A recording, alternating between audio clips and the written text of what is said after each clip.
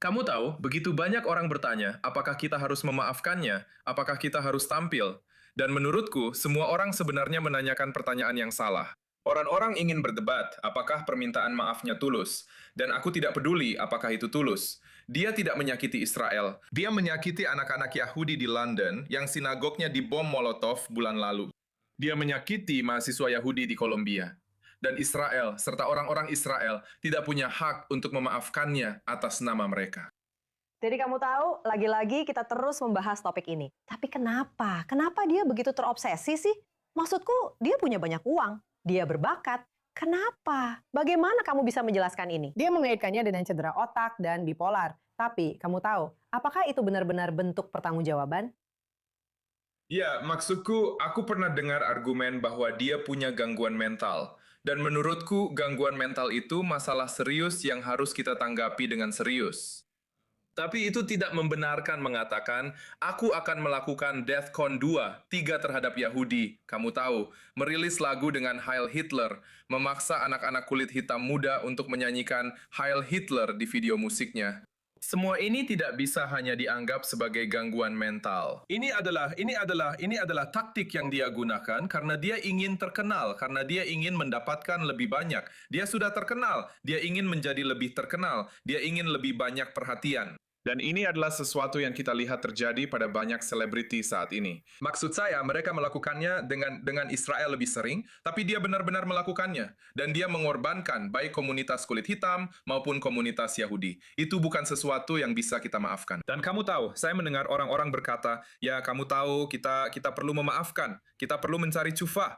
Tapi Yudaisme tidak lunak soal ini. Maimonides sangat jelas. Tshuva mengharuskan mengembalikan apa yang kamu ambil sebelum kamu meminta untuk diterima kembali. Dan Kanye belum menghapus lagunya. Dia belum membayar kembali artis yang telah dia sakiti. Dia bahkan belum menarik kembali merchandise swastika itu. Dia melewati setiap langkah dan langsung menuju stadion. Jadi saya rasa kita tidak seharusnya membiarkannya. Dan kamu tahu, dari sudut pandang itu, dia bilang dia sudah bertemu, kamu tahu, dengan para rabi dan semacamnya. Maksudku, apa langkah Tshuva yang tepat untuk benar-benar menjadi lebih tahu dan mulai mendidik orang-orang yang dulu dia ajak untuk membenci orang Yahudi? Ya, maksudku, tshuva itu bersifat pribadi. Itu mahal dan tidak berakhir dengan penjualan tiket. Ketika dia mengumumkan penampilannya di London, itu karena dia dibayar jutaan dolar. Saya rasa jumlahnya sekitar 15 juta dolar. Itu bukan cara untuk melakukan tshuva. Dan alasan dia sekarang fokus ke Israel, karena Inggris telah menolak visanya. Prancis membatalkan, Polandia membatalkan penampilannya. Swiss, Australia, Wireless Festival juga membatalkannya. Dia tidak bangun lalu memilih Israel dan memutuskan ingin, kamu tahu, melakukan perjalanan pribadi dan belajar lebih banyak. Eropa telah memojokkannya ke Israel. Dan ini adalah seorang pria yang lolos dari konsekuensi dengan uang, dan harganya adalah martabat Yahudi. Jadi saya rasa kita tidak boleh membiarkannya. Pertanyaan lainnya adalah, jika dia memutuskan untuk melakukannya, apakah orang Israel akan membeli tiket? Ya, saya rasa orang Israel sudah memutuskan. Saya membaca bahwa 2 produser top Israel sudah menolaknya. Gadi Oron mundur 2 bulan yang lalu. Pemilik klub Barbie sedang mengorganisir boykot jika itu benar-benar terjadi. Bahkan produser yang akan menggelar pertunjukan Kanye di Tbilisi bulan depan mengatakan bahwa konser di Israel tidak terpikirkan sama sekali. Industri musik Israel sudah mengambil keputusan.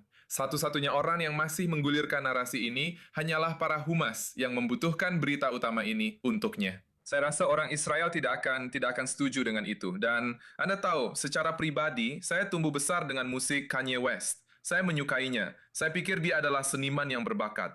Tapi apa yang telah dia lakukan terhadap komunitas Yahudi tidak bisa dihapus hanya dengan kunjungan ke Yad Vashem.